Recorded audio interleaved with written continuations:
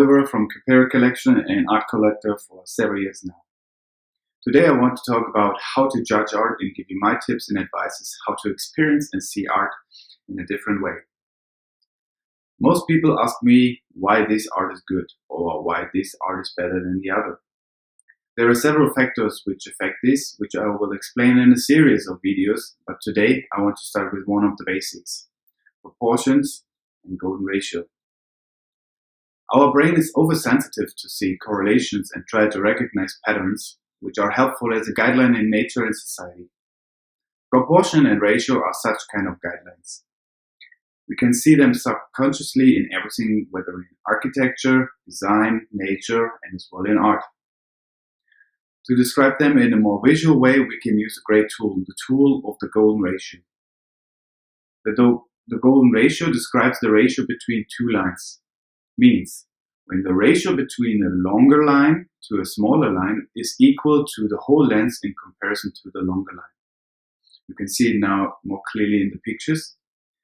Based on the golden ratio of numbers, the Fibonacci curve describes the ratio between several squares. It's the same effect. The size of a single square is equal to the sum of the two previous ones.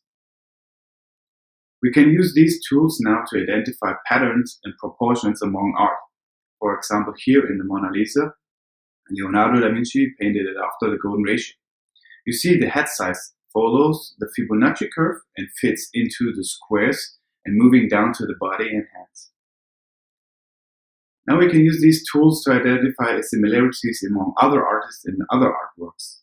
I tried it with one of my favorite artists of my collection, Jonathan Lyndon Chase, and made an analysis about this piece. If you add the golden ratio bar in the top and then the Fibonacci curve to it, you'll see the head and body ratio is in the golden cut.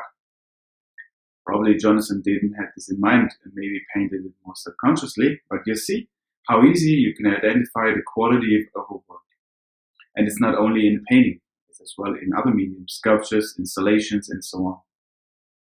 Now you're saying, okay, this one painting where it's obvious, I want to give you a proof of another work of mine, a beautiful work by Kusanagi Violet Hawami. Take the ratio bar again on the lower side and add the Fibonacci curve. You'll see the head in comparison to the arm length and the positioning of the lower body are very much within the golden ratio.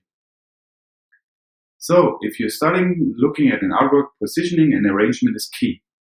See how the key elements are positioned in the picture. Where is the focus? Where does the artist want you to have a look on? It's not rocket science, it's pretty obvious and most people see, but they don't know how to describe it, why it looks good and why it looks right. Now the question, how to adapt it into your art life experience. Probably you can't go and check in every museum with this tool, but you can, and that's the key again.